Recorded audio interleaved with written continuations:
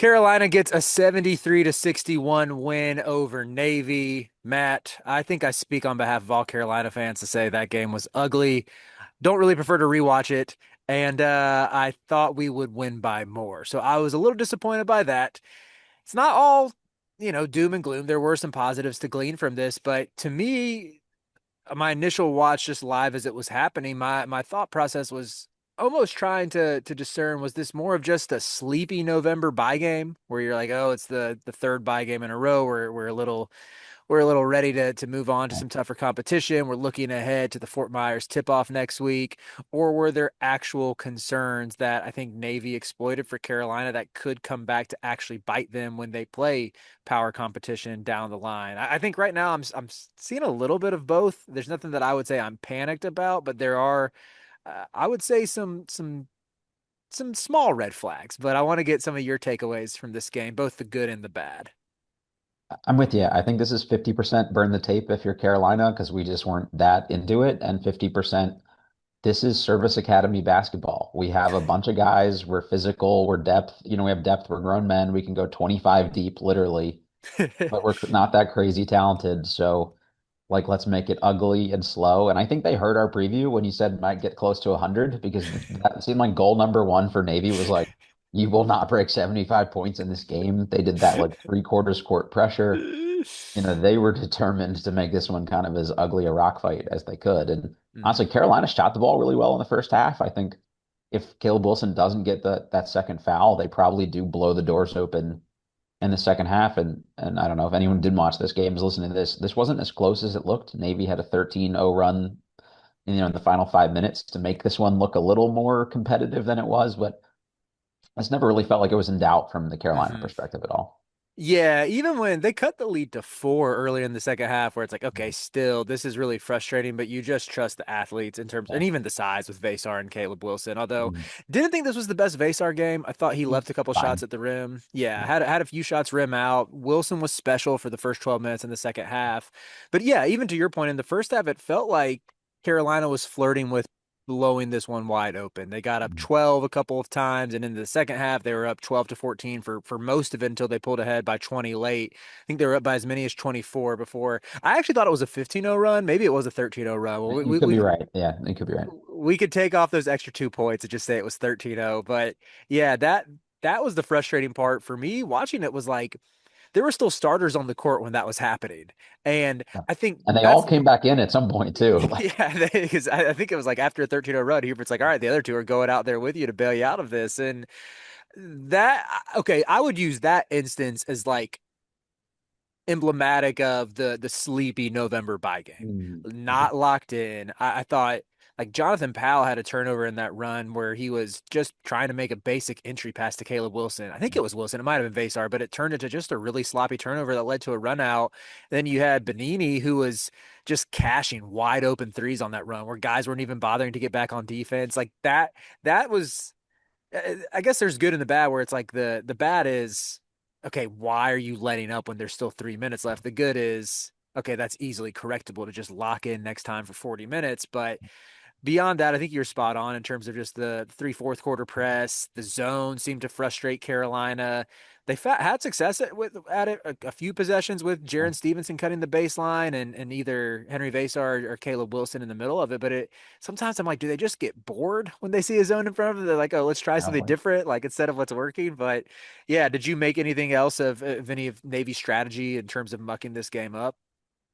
I think those were the major things. I mentioned this on the preview. Like, I'm curious what you think of the Benini as Trey Young, Patriot League Trey Young comp here because he does that just sort of probe and do like circles around the paint, and hopefully he can eventually find someone to throw it out to. And I actually thought Vasar did like a pretty good job of staying with him a couple Hmm. times, which I think is good to see because in terms of like shifty little guard, that's probably one of the shiftier, littler guys you're ever gonna have to see him have to stay with. So that's just sort of what they do is they kind of keep possessions long until something breaks down. And they did do that a little bit more on that stretch run. And I think maybe that showed that some of the Carolina bench players aren't totally ready for minutes yet. Like James Brown had a good play, a bad play, a good play, and then a bad play pretty like quickly back to back. So Yeah, kind of yeah. a roller coaster for him.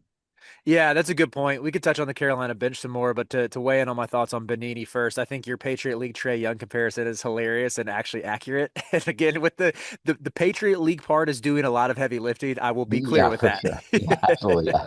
Although this season's Trae Young maybe isn't that much different. I think Yeah. the shooting percentages are pretty bad there too.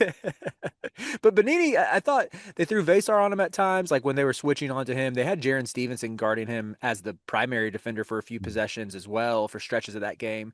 Stevenson held his own against a guy who's Yeah, a foot for sure. shorter than him, and with Seth Trimble being out, he sort of assumed the mantle as Carolina's best perimeter defender. And yeah, I would say you can take some positives from that to where you held him to 5 for 20 from the field. Mhm. And like there's a couple times where he baited Stevenson into some fouls. Where I'm like, oh yeah, Matt warned me of this happening. But as a whole, I thought Stevenson did a good job. I think it was just the two of those threes he hit in that late run where they both were just wide open, like guys Mhm. losing track of him in transition. That I think as a fan makes me want to pull my hair out. Where it's like, I know y'all aren't as locked in because the game has been decided, but this matters for metrics. This matters for the Yeah. net. All of that stuff affects tournament seeding. And I think as fans, you just want to see your team win every game by 30 and like when, especially in games where they have a talent advantage. So that's frustrating for me. But yeah, to your point, Vasar and Stevenson did a good job when they were put into, like I would say for Vasar, disadvantage, the opposite of advantageous Yeah, exactly situations, that one. not Yeah. ideal situations with like playing drop against him or being switched on to him. Um, but yeah, in terms of the positives, well, actually, no, before we get to the positives, do you have any more thoughts on these Carolina bench players? I didn't really know what to expect just because most of the time I've paid attention to them, it's been to see what the starters are going to do. So that was kind of an introduction for me. Jonathan Powell got the most of the run there. I didn't really do much. Like that's probably the most minutes you can play without really contributing positively to a game. At least that's kind of how it felt watching him. I actually thought I don't know, Zayden High had like a few minutes that I thought were okay, but then immediately got yanked, and then they decided, all right, we're going with James Brown the rest of the big man minutes here, and also kind of a mixed bag there, like I said. So one of those two, I think you need to be serviceable, and I don't know which one it is yet after this, one game of paying attention to them. I don't know. Do you have a preference for the two there, maybe? I probably lean James Brown. I think right now Zayden High has found himself out of favor with pretty much every Carolina fan I know. It's it's nice to hear some like because Greg said the same thing after one of the exhibitions that we did a recap of where he's like Zayden High look pretty good in these He minutes, was and perfectly fine, I thought. I don't know. That's I a think compliment. he he takes the brunt of a lot of the struggles, I think, because he still looks lost defensively at points and leaves a lot of points around the rim, I would say. I think I saw today, like per Bart Torvik stats, he's 2 for 7 on close twos this season. And I would say that like lines up with the eye test where it just feels like he can't convert around the basket, can't really Mhm. elevate above the rim and finish. And at least from what I watched of him in high school and even the spurts I would say more so in high school in like the off-season scrimmages. He always plays really well in these off-season scrimmages. I've seen one of them in person 2 years ago before he like got dismissed from the team for a year, and he was knocking down threes, making smart passes, getting to the rim, and then but it very much like seeing real game action. It all appears like it's basically been a mirage up until this point. And in high school, if you watch his Compass Prep tape, he was never an explosive athlete, but he was still had enough length and enough bounce to at least finish through contact and give you some buckets on putbacks. And, regardless of the competition level against both mid and high major opponents so far this season, you're just not really seeing him finish those shots. And I think in these backup big minutes, whenever Vasar sits, Mhm. if you can just have him rebound, Yeah. play decent interior defense and make smart passes and finish on putbacks, step into the occasional catch and shoot three for like 7 minutes total a game. That's all they need from him. But I think I would say he's been pretty frustrating to where I would say, like, let's at least see what James Brown can give you because I think he's a little bit stronger and has a sturdier base and maybe won't get pushed around defensively as much. And he's younger too. And so maybe I still go back to like NBA top 100 camp James Brown? Do you remember that from like 3 years ago? Yeah, he like blew up for like 12 minutes and then I didn't Yes. know where he went until last night. I was like, oh, that's what James, happened here. yeah, like that. James Brown was special in that camp, and then his stock just completely plummeted. And there's part of me that's like maybe that player is down there somewhere, Yeah, it's worth a but shot. I think he has a little bit of size on Zayden Hyder. I'm like maybe it is his chance to get his crack at those backup 5 minutes. But yeah, I would say that's still a huge question mark for this team. Yeah, I was to the point where I'm like, they're both fine, but I would probably just go with Caleb Wilson as a small ball five before I would play either of them in like a meaningful Mhm. stretch at this point. But this is the right time to work on it, so I'm glad they, each got a few minutes at least.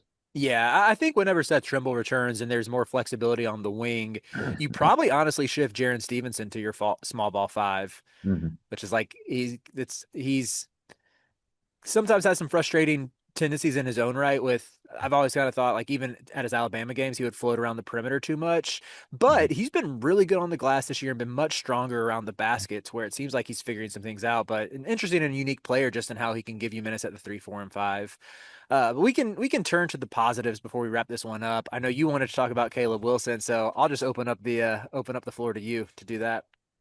Yeah, so our guys, Carter and Delhi, did their National Player of the Year updates here and had Caleb fourth on that list. I don't know if you caught that one yet, Riley, but I Hmm. was like trying to think about it for a minute, and I don't know like where you'd put him right now today on like modern on like lottery mock draft kind of situations here, but I think you could make an argument he's as good a college player right now as any of these freshmen.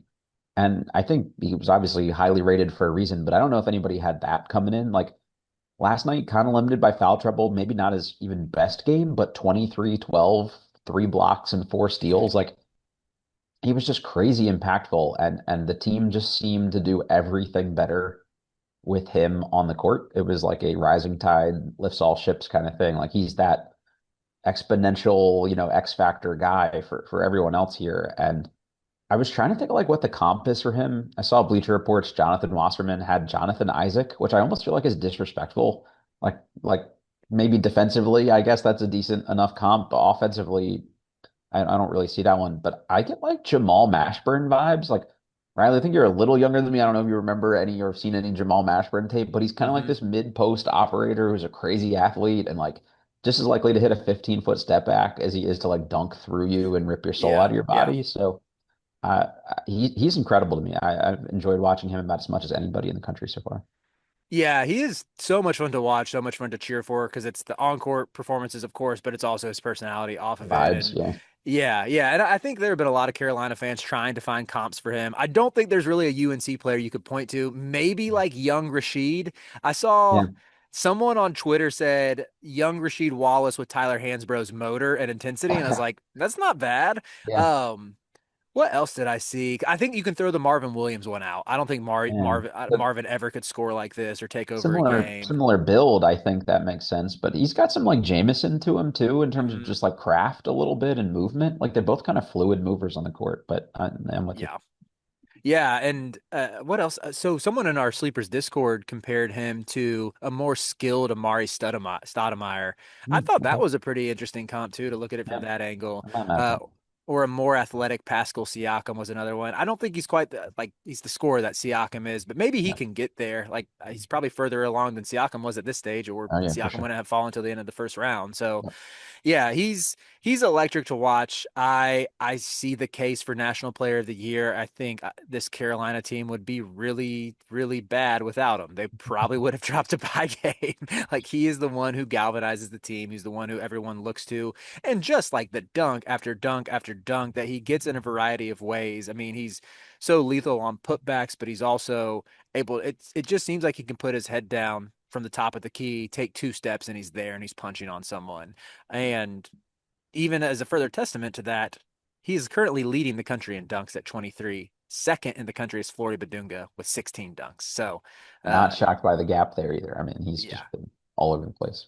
which that's like, I'm glad you're not shocked by the gap. I was just to see that there's no one within 7 dunks of him. Like that, it's felt like it feels like he gets 4 putback dunks a game, and then there's He also the does. crazy ones he gets to off the bounce. So maybe it should have been, I should have been that surprised, but like it's pretty special stuff. when they were starting to pull away, I like was starting to like my mind was starting to wander a little bit during this game, and then it's like, oh, Caleb Wilson like put back dunk. Never mind, I got to lock back in here. If you look away, you really feel like you might miss something with him, and that's just a cool place to be as a fan when you like don't want to take your eyes off the player. Right, right. Yeah, I think he had the reverse dunk in this one. It's like every game there's one special one. So it's like Yeah. they're almost running together. I'm like, was the reverse dunk against Central or was it against Navy? But I'm pretty sure it was against Navy. Uh He did but like one where he did like the Shaq dunk where he did like the swing his legs really wide and high, like that old school, like I'm uh-huh, gonna rip the uh-huh. rim off. I'm like, oh my God. Yeah, he's special. And even beyond, we've talked about this maybe even in the preview with how he galvanizes the team. He understands the fan base. He had some interesting comments post game as well. I don't know if you saw this clip, but he was basically saying that ish shouldn't happen at UNC, uncensored, which is I like to see the fire. Okay. Where he's like, we're North Carolina, like credit to Navy for playing hard, but that should never be a close game. Which I'm like, yeah, I mean, you are speaking the fan base's language. Yeah. You are Yeah. speaking to our frustrations over the past like 6 or 7 years now. Sure. And like we have all felt this. It's like this is North Carolina and Yeah. having a player who understands that and wants to restore the aura and the pride to like what that logo means is it's really fun to see and I just love the lack of contentment there to where Mhm. they're not just looking at us being like, oh, we were just sleepy, we got through it. It's like, no, I'm angry. He said repeatedly, he's like, I'm pissed off right now, I'm pissed off. I'm like, all right, I'd like to see that. Like, go rally the troops and let's get right before this Fort Myers tip off. I feel like John Henson used to say things like that, but he was always kind of even keel, like so it was hard to tell. But like Tyler Hansbrough, you felt that from him. So he's like kind of Mm-hmm. this combo of both of them from like say the right thing and then also back it up. Like he played like he was offended that Navy should be on a court with him, and that's pretty sweet. The other guy I thought was really good in this game, if you're cool, Riley, if I switch a Hmm. little bit here, was Luca, and this was the guy that I had not paid attention to a ton so far, just because I didn't know what the role would be, and it was sort of weird with the late getting cleared to play thing. But I thought he was really good in this game and just like really steadying for them. He had 16 points, 6 rebounds, 2 assists. And just every time I watched, I was like, oh, this is like a noticeably impactful, positive player here. So if I mean, he just probably doesn't score 16 the rest of the way here, but if he's that kind of presence on the court for them, I think that's huge, especially until Seth Trimble gets back. Yeah, I think he's the most talented guard on this roster, point blank. Yeah. I think Seth's skill set of just having someone at like the point of attack defensively or who you can throw onto an athletic guard. Like Carolina will really feel the absence of Seth Trimble going against Jeremy Fears Jr. in Michigan State. Right. That one I'm already looking at is like, yeah, Fears will probably have little resistance getting into the paint. Hmm. Carolina will really struggle to probably constrain dribble penetration in that one. But just in terms of like the offensive talent, the ability to get his own shot, the craftiness to make smart passes, he's been a really underrated passer this year. And I even think there's a world where if Kyan Evans continues to have off shooting nights, and he's largely been steady this year. I don't mean to pile Yeah. on Evans after a bad game, but I wouldn't be surprised if we start to see like when Trimble's healthy, that your closing lineup is Yeah. him and Bogovats in the backcourt with Stevenson, Wilson, and Vasar at the 3, 4, and 5, and you're just putting the ball like because I think when you have Bogovats even next to Seth, you can put the ball in Seth's hands and like you have so much more space for him to work with. And Seth is pretty much going to get downhill in that situation. He's not much of a passer. He's not really. I mean, he could always throw a lob to Henry or Caleb, but you're not really going to look at him to create a ton of opportunities for Right. others. But it's still helpful that you can like someone like him, you can put the ball in his hands and have good spacing around him and let him go and get downhill. So there's a lot of flexibility that I think Luca opens up just with his shooting gravity. And every time it leaves his hands, I think it's going in. Like he's got a really pretty shot. Yeah, Evans is interesting. Like I was just kind of meh. Like I know he didn't make shots at the clip he's made him so far, but even just beyond that, like it almost felt like some fool's gold assists. Like he played 27 minutes or 30 minutes in this one, 3 points, 6 assists. It was a lot of like, here you go, Caleb Wilson. Oh, you took one dribble and dunked it. Like there's my assist. So it's not like he's like creating a ton for other guys too in terms of easy looks. It was just sort of Hmm. capitalizing on stuff that was already there. I almost felt like Derek Dixon's 16 minutes were more impactful than Kyan Evans' 30 minutes. And Hmm. obviously one had more points than the other. Dixon had 18, but just it just felt like he had a little extra gear to him, maybe, or a little extra dynamic. And again, not crazy meaningful minutes against Navy, but Yeah, Evans is the one. Like, I think you're right, and that's what I would try to do if I were North Carolina over time, is sort of phase away from needing him to play 30 minutes in a game, Yeah. a meaningful game. Yeah, I think if you can get honestly the better upside here. So let me start looking at it right now. Kyan played, yeah, you said 30 and Dixon had 16. Yeah. So how many minutes is that total? 46? I'm like thinking of the guard minutes. I'm almost looking at it to where could you get it closer to like Dixon getting up to 20 minutes a game and Evans going down to 25, maybe even a little Yeah. more in favor of Dixon. I think Dixon is really, really talented Yeah. offensively. Like he just is super smart, super cerebral, doesn't really, won't really hurt you. And he's shooting 50% from three right now, 7 for 14 on the year. Where he gets tripped up is defensively. Like Yeah, that's he really struggles to get around screens, which hopefully in time that'll come. But yeah, like Evans isn't perfect on defense, but he is a lot further along than Derek is at this point.